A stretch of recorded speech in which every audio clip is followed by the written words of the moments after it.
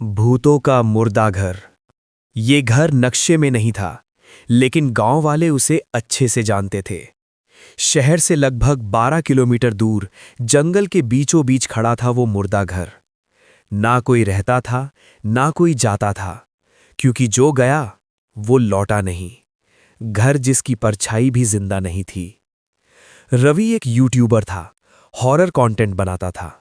जब उसे मुर्दा घर के बारे में पता चला तो उसने तय कर लिया, यहीं वीडियो बनेगा। गांव के बुजुर्ग ने उसे रोका। बेटा, वो घर जिंदा नहीं है, वो जगा हुआ है। रवि हंस पड़ा।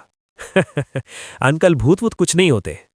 बुजुर्ग ने बस इतना कहा, अगर अंदर जाओ तो नाम लेकर कोई बुलाए, पीछे मुड़ना मत। मुर्दा घर के अंदर शाम के 6 बजे रवि कैमरा ऑन करके घर के अंदर घुसा।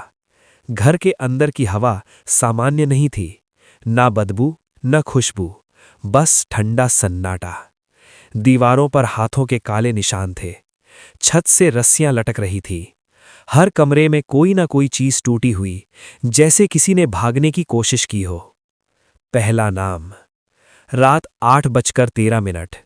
रवि सीढ़ियां चढ़ रहा था, तभी पीछे से एक औरत की आवाज आई। रवि। आवाज बहुत पास से आई थी। कैमरे में पीछे कोई नहीं था। उसे बुजुर्ग की बात याद आई। उसने पीछे नहीं देखा, लेकिन तभी आवाज फिर आई। रवि, नीचे आओ। इस बार आवाज में गुस्सा था। मुर्दों का कमरा। ऊपर एक कमरा था। दरवाजा आधा खुला।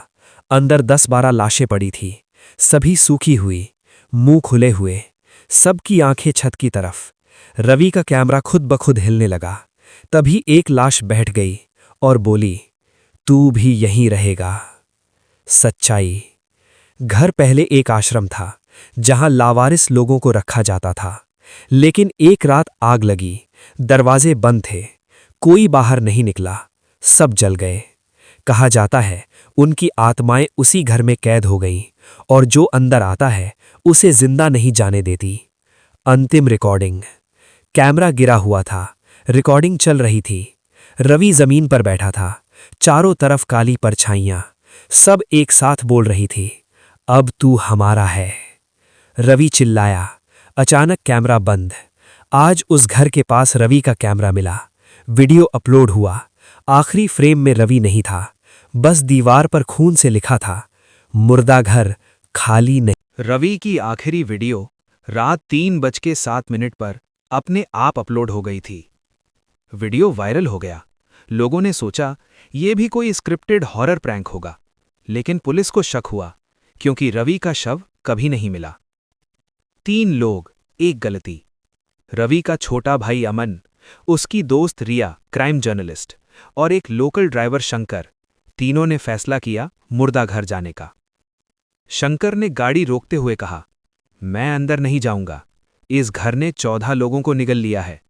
रिया ने पूछा, कोई बचा भी? शंकर ने गाड़ी स्टार्ट रखते हुए कहा, एक बार एक औरत बची थी, लेकिन वो बोल नहीं पाई। घर अब और ज्यादा जिंदा था। दरवाजा खुला हुआ था, जबकि गांव वाले कहते थे वो दरवाजा कभी अपने आप नहीं खुलता। अंदर कदम रखते ही रिया को लगा जैसे किसी ने उसकी कलाई पकड़ ली हो, लेकिन वहां कोई नहीं था।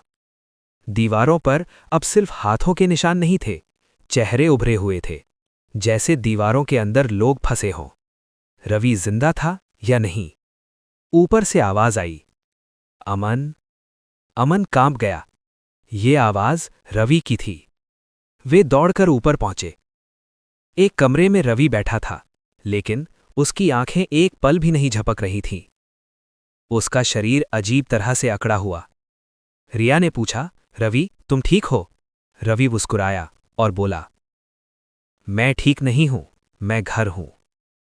मुर्दों की सच्चाई। रवि ने बोलना शुरू किया, लेकिन आवाज उसकी नहीं थी, कई आवाजें एक साथ। हम जलाए गए, भूखे मरे, बंद कर दिए गए। दीवारें हिलने लगीं, छत से काली राख गिरने लगी। रवि की पीठ से परछाइयां निकल रही थीं। वो बोला, ये घर नहीं, कब्र है, और जो अंदर आता है वो जिंदा रहते हुए मरता है। रिया का नाम। रिया पीछे हट रही थी। तभी घर ने उसका नाम लिया, रिया। अब तक उसने किसी को नाम लेकर नहीं बुलाया था। शंकर चिल्लाया, अगर नाम ले ले तो समझ लो वो तुम्हें पहचान चुका है। रिया को देखा, फर्श पर उसका ही चेहरा पड़ा है, सूखा हुआ, मरा हुआ।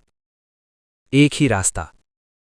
शंकर ने बताया, जो घर में मरते हैं उनकी आत्मा तब तक फंसी रहती है जब तक कोई उनकी जगह नहीं ले लेता।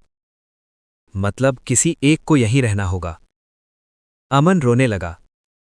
रिया ने उसकी तरफ देखा और मुस्कुराई। रवि को घर ने चुना था, अब उसने मुझे चुना है।